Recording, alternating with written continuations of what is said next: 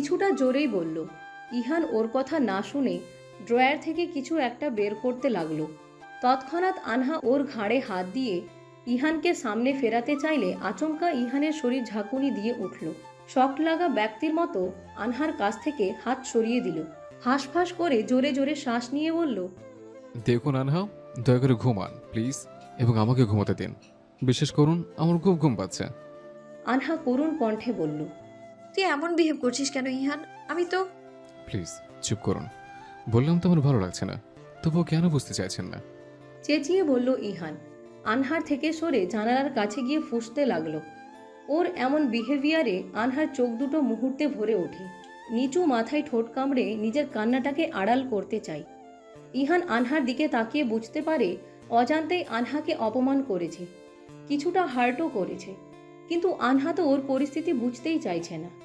ও আনহার কাছে যায়, মাথা নিচু করে বলে, আই এম সরি আনহা, আমি আনহা ওর কথা কানে না তুলে ওপাশ বিছানায় বসে পড়ে। ইহানও কি করবে ভেবে না পেয়ে একটা কাঁথা ও বালিশ নিয়ে সোফার দিকে এগিয়ে যায়। কাঁথাটা দিয়ে সম্পূর্ণ নিজেকে ঢেকে মুড়ি দিয়ে শুয়ে পড়ে। ইহানের এহেন কাজে আনহা লাইট নিভিয়ে ওপাশ ফিরে শোয়। কিন্তু জানালা থেকে আসা আলোয় আবছাভাবে সব দেখা যাচ্ছিল। ইহান ঘুমায়নি। লাইট নেভানোর কিছুক্ষণ পর বারবার কাঁথা থেকে উকি দিয়ে আনহাকে দেখছিল। ঠিক বুঝে উঠতে পারছে না ওর কি করা উচিত। আনহাকে অনড়ভাবে শুয়ে থাকতে দেখে ভেবেছে ঘুমিয়ে গেছে।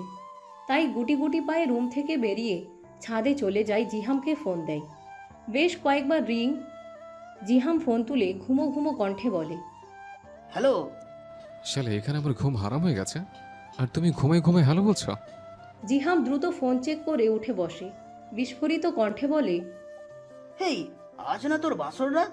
তোর তো আনার সাথে এতক্ষণে স্বর্গে থাকার কথা। তা না করে এই ধরনের মৃত্তিকায় নির্ধারত বাচ্চাকে কেন জাগাচ্ছিস বাপ? শালা তুই নিদ্রা যা, আমি কি করব? আমি না ঘুমাইতে পারতেছি, না জায়গা থাকতে। কেন রে? আনাকে জাগানোর জন্য ঘুমাচ্ছিস না, নাকি আনাই জাগাই রাখতাছে? হ্যাঁ, মানে দ্বিধান্বিত কণ্ঠে জানতে চাইল ইহান। জিহাম একটু গলা খাকরে বলল, না সাধারণত যে বিয়ে হয় তাতে রাত জাগানোর দায়িত্বটা বরেরা পালন করে। কিন্তু তোদের বেলায় তো উল্টো। ভাই তুই 20 বছরের পিচ্চি আর আনা 23 বছরের অ্যাডাল্ট, তাই জিজ্ঞেস করছিলাম আর কি। আমি তো সচক্ষে দেখতে পাচ্ছি না। এই কি বলছিস? কি তুই জানিস আনহার আমি কেমনে কি? কেন রে? আনা কি মাইয়া না? আর তুই তুই কি হাফ জেন্ডার? হ্যাঁ, আনহা আমার বড়, আমি আনহার সাথে কেমনে কি? হতেই পারে উনি আমার স্ত্রী, কিন্তু আহা, বাচ্চা আমার ফিডার খায়। সালা 7 বছর থেকে যার বিয়ে করাচ্ছ সে বলতেছে কেমনে কি। তুই কি আমার সমস্যাটা বুঝবি না? আচ্ছা, তুই যখন ভয় পাইতেছস তাহলে আনাকে বল তোর কাজটা করে দিতে। তুই বউয়ের মতো বসে থাক। আনহা তোর বড়, ও না হয়। মজা করেছে আমার লাগে? তাহলে কি আনহারে ফোন দিয়ে এসব কথা বলমু যে ইহান ভয় পাচ্ছে, তুমি বরং নিজেই। চুপ শালা, আলতু ফালতু কথা কম বলে কাজের কথা বল। সত্যি বলতেছি, আমার ভয় লাগতেছে। ওই দেখ শালা, আবার মেয়েদের মতো একা কান্না ধরছে। আচ্ছা, তোর ভয় কেন লাগতেছে বলতো? রাইসার সাথে দেখি 1 বছর প্রেম করলি, তখন ভয় করে না? বাবা তুমি তো সাধু পুরুষ না। যদি হইতা তাহলে না হয়। রাইসে আর আনহা এক হলো? চেঁচিয়ে বলল ইহান। দুইটাই তো মাইয়া, এক না হওয়ার কি আছে? হ্যাঁ, হতে পারে একটা তোর বউ আর একটা তোর গার্লফ্রেন্ড। উফ, এবার সত্যি আমার রাগ উঠতেছে জিহাম। তাই নাকি? আমি তো ভাবছি আরো আগে উঠছে। সে যাই হোক, এসব বাদ দিয়া আনহার কাছে যা। যে কি করবো? কথা বলবি সব হাজবেন্ড তার ওয়াইফের সাথে যেমন বলে। কিন্তু আনহা যদি মাইন্ড করে? ও লে বাবুটা ফিডার খায়, সালা নেকামি করার জায়গা পায় না। আনা রাগ করবো? আনা কি বাচ্চা মেয়ে? ও কি বুঝে না? কিন্তু আরে কলুর বলদ, আগে আনার সাথে গিয়ে ফ্রি ভাবে তো কথা তো বল। বিয়ে নিয়ে ওর ভাবনাটা জানতে তো চা। দেখ, নদীর গভীরতা না মাইপা পা চুবানো তো রিস্ক, তাই না? তুই ওর সাথে আগে কথা বল, নিজেদের মধ্যে ফ্রি হ, তারপর না হয়। কিন্তু আবার সংশয় প্রকাশ করল ইহান। এবার প্রচণ্ড রেগে গেল জিহাম। ক্রোধিত কণ্ঠে বলল, এই সত্যি করে বলতো, তুই ভয় পাচ্ছিস কেন? আনাকে ভয় পাচ্ছিস নাকি তোর মধ্যে কোনো সমস্যা? জি হেম্মা। এছাড়া আর কি ভাববো বলতো? তুই যদি এরকম ন্যাকা কান্না করিস তাহলে দোস্ত, আমি এর আগে বাসর করি নাই। ইহানের কথায় একটু লজ্জা ভাব প্রকাশ করে কর্কশ কণ্ঠে বলল, আমি মনে হয় কয়েকবার করেছি না রে। সালা তুই পুরুষ না। হ। ব্যাস এইটুকুই যথেষ্ট। পুরুষ যেহেতু সেঙ্গের মতো করে চলবি, বিড়ালের মতো ভয় পেলে চলবে না, বুঝলি? হুম। জিহাম ঘড়ির দিকে তাকাই, বলে, এখন 2:40 বাজে, তুই ডিরেক্ট আনার কাছে যাবি, ওর সাথে কথা বলবি, তারপর ওর কথা শেষ হওয়ার আগেই ইহান জানতে চাইল। তারপর? তারপর কি? জিহাম দাঁত কেলিয়ে হেসে বলল, আনা যা বলবে তাই শুনবি। কিন্তু আবার সেই কিন্তু, এই শালা রাখ তোর কিন্তু, থাক। বলেই ফোনটা কেটে দিল জিহাম। ইহান বেশ কয়েকবার কল করে ফোন বন্ধ পায়। জিহাম ফোন বন্ধ করে ঘুমিয়ে গেছে। ইহান রাগে দেয়ালে একটা ঘুষি মারে, লম্বা একটা নিঃশ্বাস নিয়ে বলে, তোর হেল্পের জন্য কাউকে লাগবে না, এহান নিজে নিজে হেল্প করতে পারে। আমি আনহার পর, আনহা আমার বউ, সো এটা আমার অধিকার। জিহাম ঠিকই বলেছে, আমি পুরুষ, পুরুষকে সিংহের মতো মাথা উঁচু করে চলতে হয়। বলেই রুমের দিকে অগ্রসর হলো ইহান। জিহাম কিছুক্ষণ ফোনের দিকে তাকিয়ে রইল, অথবা বিরক্তির শ্বাস ছেড়ে বলল, শালা তোরে কি হেল্প করবো বলতো? অন্য কিছু হইলে তো বলতাম, তোর বদলে আমি করছি, কিন্তু বাসর একজনের বদলে আরেকজন। অতপর কাঁথা মুড়ি দিল জিহাম। ইহান সিংহের মতো বুক ফুলিয়ে রুমে যায়। দরজা খুলে দেখে ওপাশ ফিরে আনহা ঘুমোচ্ছে। ও সোফায় থাকা বালিশ আর কাঁথা নিয়ে ঠাস করে বিছানায় ফেলে, শুয়ে পড়ে আনহার পাশে। কিছুক্ষণ এভাবে শুয়ে থাকার পর আনহার দিকে তাকাই। বিছানা ঘেঁষে কিছুটা কাছে এগিয়ে যায় আনহার। আনহা ঘুমের ঘোরে এপাশ থেকে ইহানের দিকে ফিরতেই ইহান চমকে ওঠে। দ্রুত নিজের কাঁথা মুড়ি দেয়। চোখ মুখ খিচে কী যে বিড়বিড় করে তা হয়তো নিজেও জানে না। কিছুক্ষণ এভাবে কেটে যাওয়ার পর ইহান আনহার কোনো শব্দ শুনতে পায় না। ও কাঁথা সরিয়ে আনহার দিকে তাকায়। ভয় বা সংকোচ যে কোনো কারণে কয়েকটা ঢোক গেলে শুকনো গলা মজুত করা তরল দিয়ে ভেজানোর চেষ্টা করে, কিন্তু গলায় ভেজানোর মতো বিন্দু তরলও অবশিষ্ট নেই। ইহান কাপা কাপা হাত আনহার গালের দিকে বাড়িয়ে দেয়, কিন্তু যেই না আনহাকে স্পর্শ করতে যাবে তৎক্ষণাৎ আনহা চোখ খোলে। মুহূর্তে ইহান বড় বড় চোখ করে দ্রুত উঠে বসে নিজের গালে ঠাস করে থাপ্পড় মারে। আনহা কিছু বলার আগে মোবাইলের ফ্ল্যাশ অন করে বলে, কিছু মনে করবেন না, আসলে মশা মারছিলাম তাই। আনহা শোয়া থেকে উঠে ইহানের মুখোমুখি বসে, সংশয় নিয়ে জানতে চায়, মশা তোর মুখে, তাহলে আমার গালে হাত দিয়েছিস কেন? আমার মনে হলো আপনি ঘুমাননি? ঘুমিয়েছিলাম, কিন্তু বিছানা নাড়ার কারণে ঘুম হালকা হয়ে ভেঙে এসেছিল। ভাঁজ পড়া কপালে বলল আনহা। হাঁপ ছেড়ে বাঁচল ইহান, কিন্তু স্বস্তি বেশিক্ষণ টিকল না। আনহার দিকে চোখ পড়তেই দেখে আনহা দ্বিধান্বিত চোখে তাকিয়ে আছে। এভাবে তাকিয়েছেন কেন? আনহার তাকানোতে বুঝল ইহান বিছানায় কি করছে সেটা জানতে ইচ্ছুক আনহা। ইহান আমতা আমতা করে বলল, আসলে সোফায় ঘুমানোর অভ্যাস নেই তো তাই। আপনি প্লিজ অনেক কিছু ভাববেন না, আমি কিন্তু। আনহা ঠোঁট টিপে হাসল, জোরালো কণ্ঠে বলল, আমি জিজ্ঞেস করেছি যে চেয়ে পড়ে সাফাই কেন দিচ্ছিস? ইহান নিশ্চুপ। তোকে দেখে আমার কি মনে হচ্ছে জানিস ইহান? কি? ঠাকুর ঘরে কে রে? আমি তো কলা খাইনি, ঠিক সেই রকম। মানে কি বলতে চাইছেন আপনি? ভয়ার্ত কণ্ঠে জানতে চাইল ইহান। আনহা খাপছাড়াভাবে উত্তর করল, আমার মনে হয় না মানেটা বোঝার মতো বয়স তোর হয়নি। মানেটা তুই নিজেই ভেবে দেখ। দবলেই সোজা হয়ে শুয়ে পড়ে আনহা।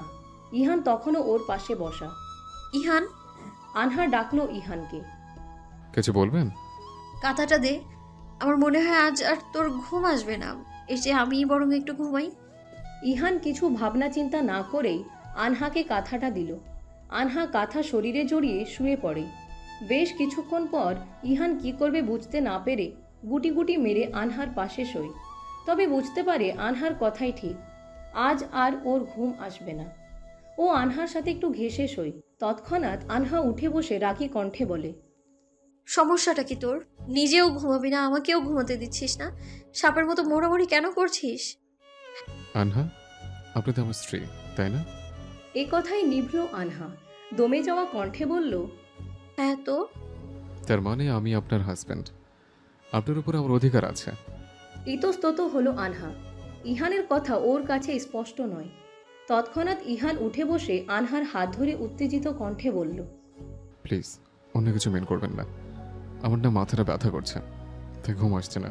যদি একটু টিপে দিতেন। আপনি তো আমার ওয়াইফ হন, তাই বললাম। অপরাধীর কণ্ঠে বলল ইহান।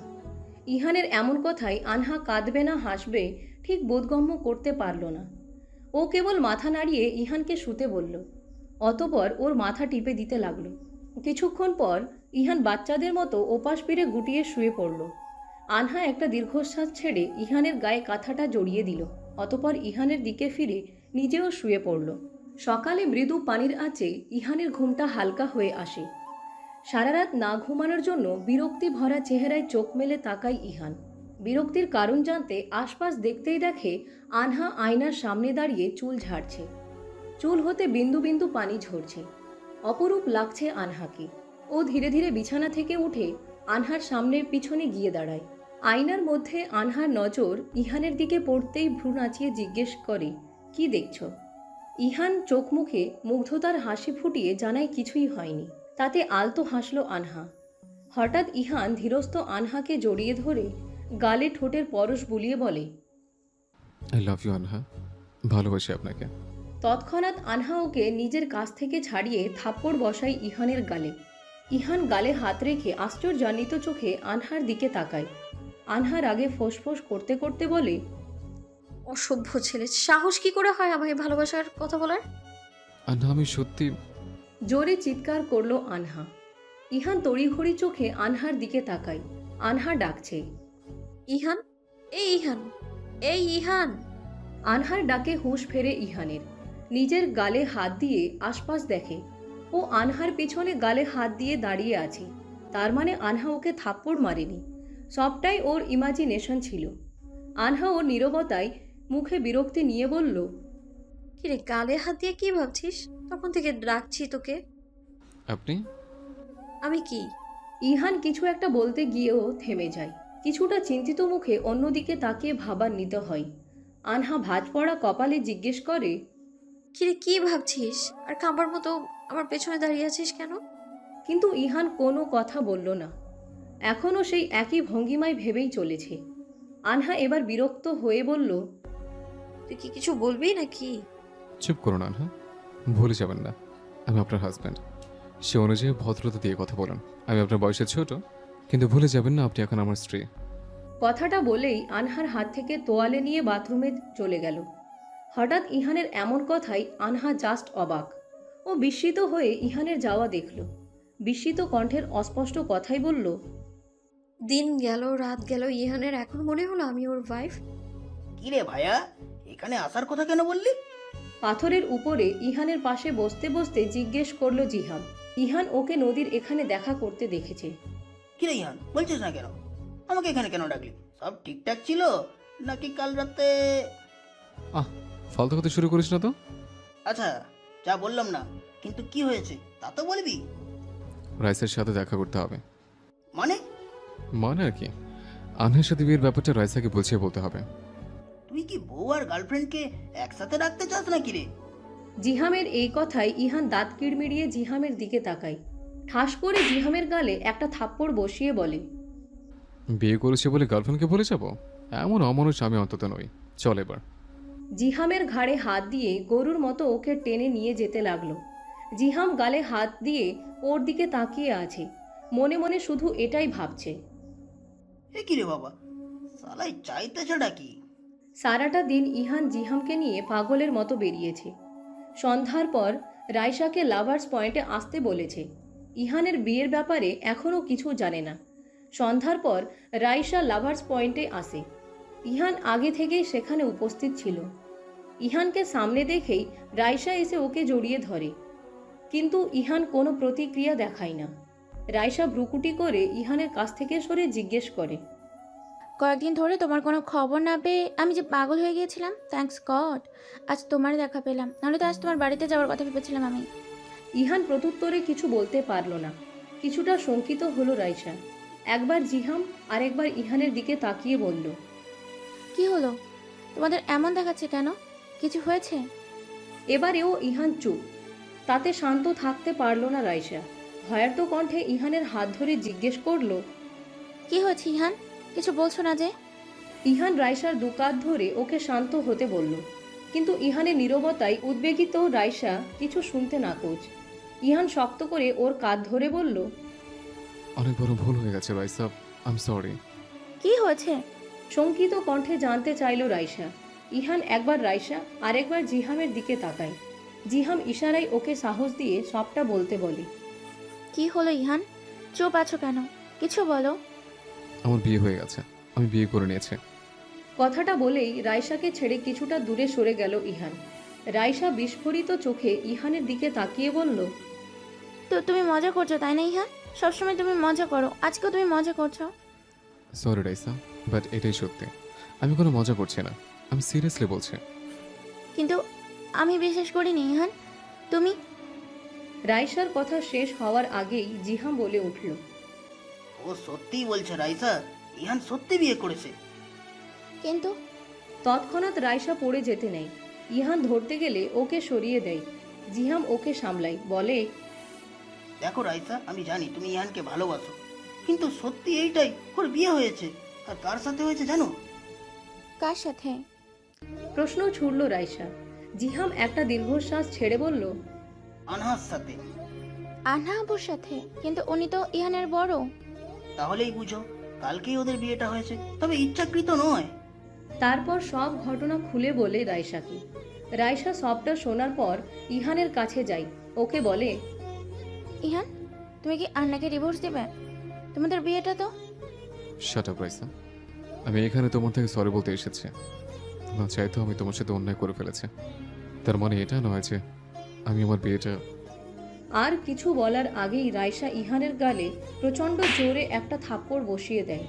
ইহানের শার্টের কলা ধরে বলে, তাহলে আমার সামনে এসেছো কেন? তোমার বিয়ে হয়েছে সেই খবরটা জানাতে? কি করে ইহান? ইহান চুপ।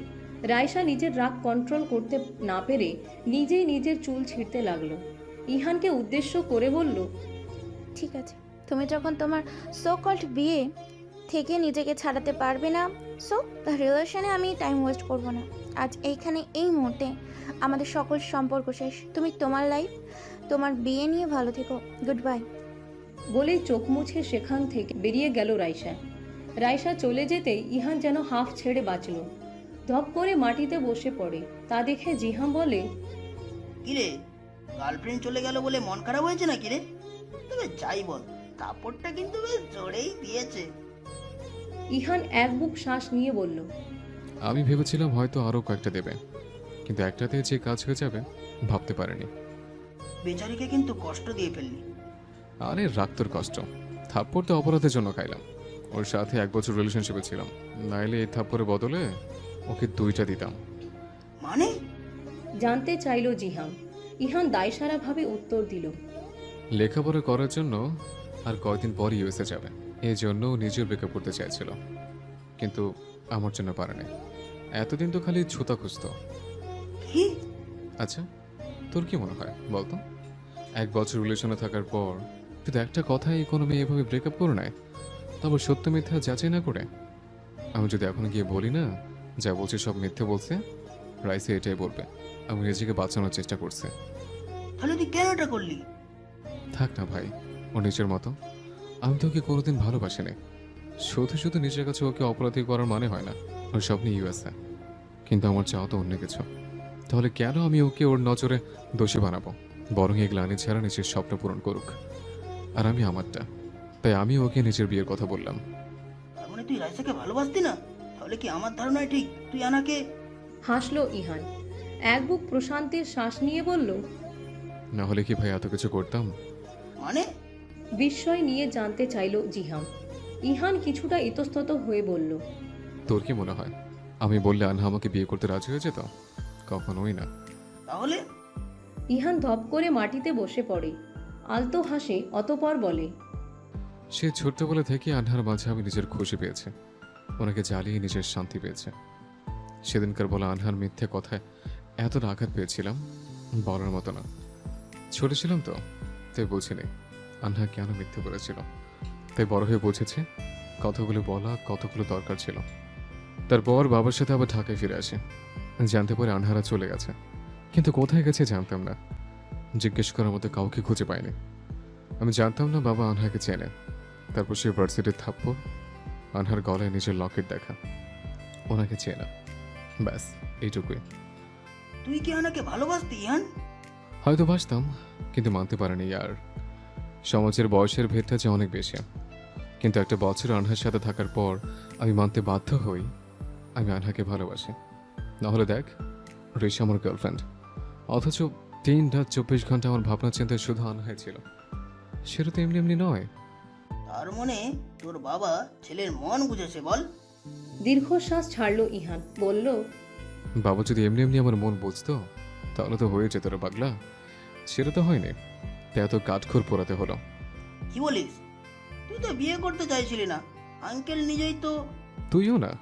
আচ্ছা একটা কথা বলতো, আমি কিভাবে বাবাকে বলতাম বাবা আমি আমার থেকে 3 বছরের বড় একটা মেয়ের প্রেমে পড়েছে, তাকে বিয়ে করতে চাই? তুই বল, এটা কি আদৌতেও সম্ভব ছিল? তাও ঠিক। আর আনহা, আমি কোথাও না কোথাও জানতাম সে রাইসাকে নিয়ে জেলাস, কিন্তু স্বীকার করবে না। আমি যদি মরেও যেতাম তবুও তিনি কোনোদিন আমার ভালোবাসা স্বীকার করতো না। তাতে শেষ পর্যন্ত বাবাকে ইমোশনালি ব্ল্যাকমেল করতে হয়েছে। কি বলতে চাইছিস? হাসলো ইহান, বলল, আসলে বাবাকে দেখে আমি বুঝে গিয়েছিলাম বাবা আনহার প্রতি স্নেহশীল। তুই জানিস, আমার ধারণা মতে বাবা আনহার জন্য ছেলে ঠিক করেছিল। আমি এত কষ্ট করে নিজের জীবনের ঝুঁকি নিয়ে মায়েদের কাছ থেকে ওনাকে বাঁচিয়ে আনলাম, আর আমার বাপটা কিনা অন্যের হাতে তাকে তুলে দিতে চায়। তাই তো আনহাকে বাড়িতে এনে বাবাকে ইমোশনালি ব্ল্যাকমেল করেছে, যাতে ওনার এটা মনে হয় আমি আনহাকে ভালোবাসি, কিন্তু মেনে নিতে পারছি না। তারপর আর কি, পরের দিন মাহি দিল, আমার বাপ ছেলেও আনহার ভালোর কথা ভেবে আমাদের বিয়ের কথা বলল। ব্যাস, আমাকে আর কিছুই করতে হলো না, যা করার আমার বাবাই করে দিল। আনহা আমার কথা রাজি না হলেও আমার বাবার কথা রাজি হতে এক প্রকার বাধ্যই হলো। আমার আর কি, আমার তো আমার আপনিময় তুমির প্রয়োজন ছিল, বাকিটা রসাতলে যাক। দাঁড়া দাঁড়া, একটু দম নিতে দে। জেহাম নিজের বুকটা একটু ঘষলো। বাকিটা এবার বল। তাহলে বাঁশর রাত নিয়ে এত নেকামি করার কি ছিল মশাই? সবটা তো মনের মতোই পেয়েছিলি। ইহান এবার নিজের মুখে কিছুটা লজ্জার ছাপ ফেলে বলল, যাতে বিয়ের পর চড়থাপ্পড় খেয়ে মারেজ্জত না যায় তার জন্য। মানে? আসলে কি বলতো, এই কাহিনীর পরে আনহার মনে বদ্ধ ধারণা জন্ম নেবে ওনার আর আমার বিয়েটা আল্লাহর রহমত, এতে মানুষের কোনো হাত নেই। আর আমি যদি তখন ওরকম না করতাম তাহলে উনি এটাই ভাবতো আমি বোধহয় ওনার ব্যাপারে আগে থেকে এরকম চিন্তা পোষণ করেছে। না চাইতে ওনার নজরে ছোট হয়ে যেতাম, তাই ভবিষ্যতের কথা চিন্তা করে বর্তমানটাকে বলিদান দিয়েছে।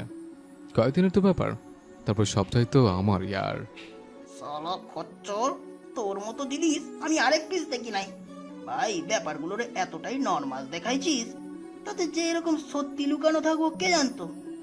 ধুর, আমি পিচ্ছি মানুষ, এত কিছু কি বুঝি নাকি? তবে হ্যাঁ, এবার আমার 7 পূরণ হবে, বিয়ে হয়েছে, এবার বাসরও হবে, সাথে 3টে বাচ্চা কাচ্চা হবে। সবই বুঝলাম, কিন্তু তুই খালি বাচ্চা কাচ্চার কথা চিন্তা করস কেন? আরে এখন বাচ্চা কাচ্চা হইলে আমার বাবা মা পেলে পুষে বড় করে দিবে, আমার ঝামেলা কম হবে। না হলে তো থাক ভাই, তুই এ বাচ্চা, আমার কাজ আছে। তোর সাথে থাকলে এবার আমার মাথা নষ্ট হয়ে যাবে। উফ। কিন্তু জিহাম ইহানের আর কোনো কথা না শুনে সেখান থেকে স্থান ত্যাগ করল। আনহা ছোট একটা ব্যাগে নিজের টুকিটাকি জিনিসপত্র গুছিয়ে নিচ্ছে। ইহানের বাড়িতে এসে অন্তির বাড়ি থেকে নিজের সমস্ত কিছু নিয়ে এসেছিল, সেগুলোই গুছিয়ে রাখছে। ইহানের কাছ থেকে যা যা পেয়েছে তা মূলত কিছুই নিচ্ছে না, নেবেও বা কি। এখানে এসে যা পেয়েছে সবটাই ইহানের বাবা আশাদের কাছ থেকে পেয়েছে, সেটা প্রয়োজনের কিছু হোক বা স্নেহ।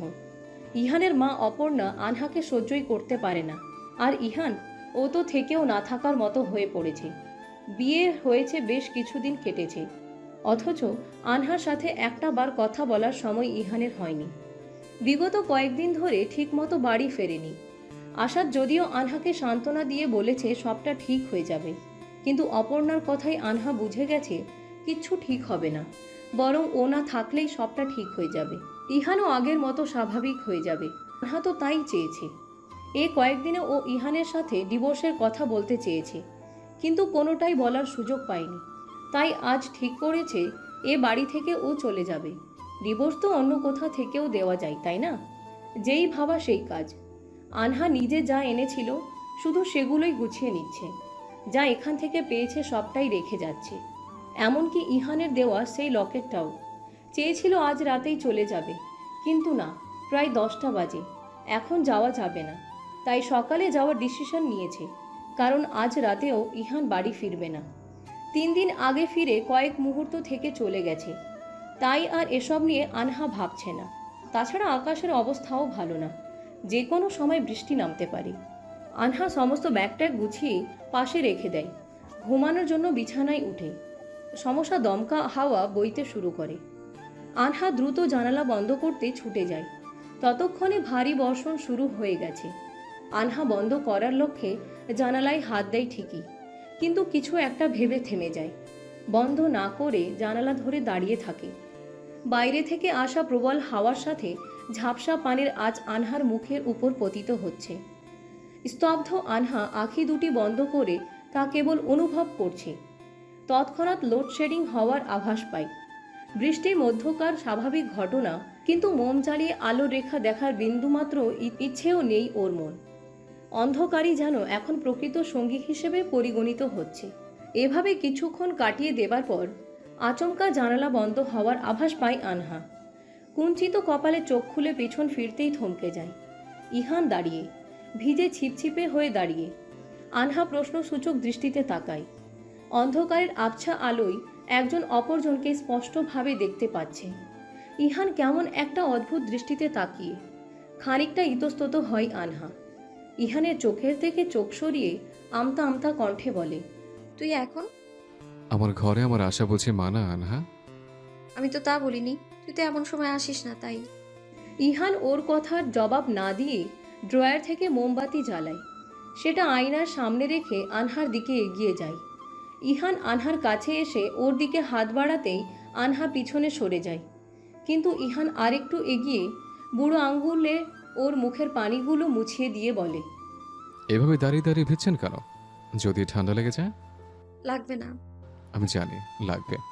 তুই হচ্ছে আমাকে বেশি চিনিস? ক্রোধান্বিত কণ্ঠে বলল আনহা। কিছুটা হাসল ইহান, শান্ত ভঙ্গিতে হাসল, যার মানেটা হ্যাঁ নির্দেশ করছে। আনহার ইহানের সাথে আর কথা না বাড়িয়ে সরাসরি বলে ওঠে, আমি তোকে ডিভোর্স দিয়ে দিচ্ছি। এটা আনাপূরণের সম্পর্কটাকে না তোর টেনে নিতে হবে আর না আমি নেব। বলেই ইহানের সামনে থেকে চলে যেতে যায়, কিন্তু পারে না। ইহান আনহার হাত ধরে একটানে নিজের কাছে নিয়ে এসে আনহার দুগাল ধরে বলে, যদি ছেড়ে দেওয়ার হতো তাহলে বিয়ে কেন করেছিলেন? ইহান, আমি তো ছেড়ে দেবো বলে বিয়ে করিনি, বিয়েটাকে বিয়ের মর্যাদা দেব বলে বিয়ে করেছে। সেটা সম্ভব নয়। ইহানের কাছ থেকে ছাড়াতে চাইল নিজেকে, কিন্তু পারল না। ইহান আরও শক্ত করে ওর গাল ধরে আছে। আনহা বাধ্য হয়ে বলল, আমাদের সম্পর্কটা কোনোদিনও স্বাভাবিক হওয়ার নয়। তাছাড়া আমার মা মাহিদের কাছে আছে, ওনাকে। মাহিদ এখন জেলে আনহা। কথাটা শুনে বিস্ফোরিত চোখে তাকায় আনহা। ইহান মাথা নাড়িয়ে বলে, হ্যাঁ আনহা, মাহিদ এখন জেলে। এই কয়দিন এখন কষ্ট করে ওর বিরুদ্ধে প্রমাণ জোগাড় করে ওকে জেলে যেতে বাধ্য করেছে। কাল সকালে শাহানা আন্টি আপনাকে নিতে আসবে। তাহলে কাল চলে যাব আমি। ছলো ছলো চোখে বলল আনহা। ইহান ঠোঁটের কোণে হাসির রেখা ফুটিয়ে বলল, হ্যাঁ যাবেন, তবে ইহানের স্ত্রী হিসেবে আমি নিয়ে যাব আপনাকে। তৎক্ষণাৎ ফুপিয়ে ওঠে আনহা, বলে, আমার জন্য তোকে আর কিচ্ছু করতে হবে না ইহান, অনেক করেছিস, এবার নিজের মতো করে ভালো থাক। আনহা সরতে চাইলে আনহাকে সরতে না দিয়ে তৎক্ষণাৎ বেডের মধ্যে ধাক্কা দিয়ে ফেলে দেয় ইহান। আনহা ওঠার চেষ্টা করলে সহসা ইহান ওর পেটে মাথা রেখে শুয়ে পড়ে। ততক্ষণে আনহার কান্না প্রবল আকার ধারণ করেছে। কিছু বলতে পারছে না। ইহান ওর কান্নার সুরে নিজে থেকেই বলল, ভালোবাসি আপনাকে আনহা, তাই আমি বিয়েতে রাজি হয়েছে।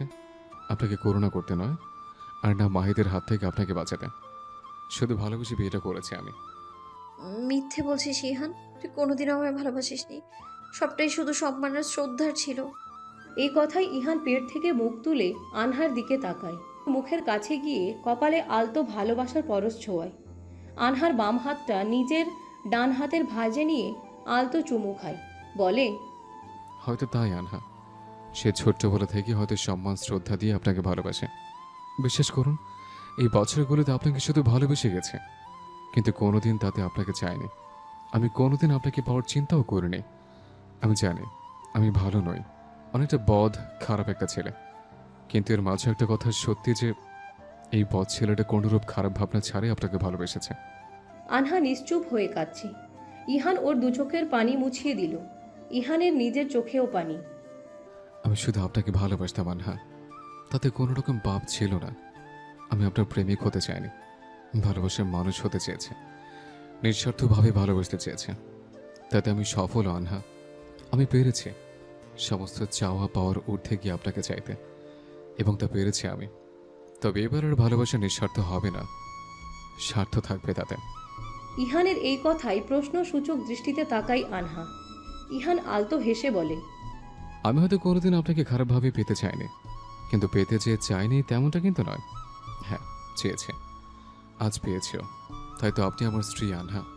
ভালোবাসে আমার চাওয়াটা না থাকলেও প্রাপ্তি হয়েছে আমার, সেই প্রাপ্তিটুকু আমি ছেড়ে দেব না। ইহান, আপনি আমার স্ত্রী, আপনি কি মনে করেন?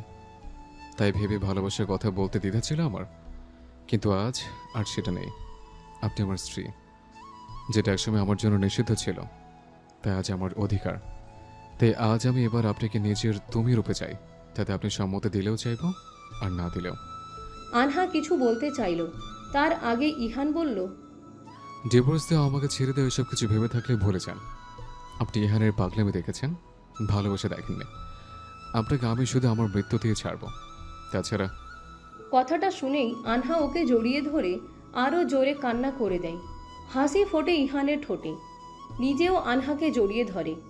তাহলে কি আপনি আমার আপনিময় তুমি হতে চান আনহা? ইহানের আপনিময় তুমি? আনহা কিছু বলতে পারল না। আনহার কান্নাটাই ইহান নিজের উত্তর হিসেবে নিয়ে নিল। আপনি ময়তাই তুমিকে সাজিয়ে ভালোবাসার এক অদ্ভুত নাম দিল, রূপ দিল, যার নাম রাখল আপনি ময় তুমি।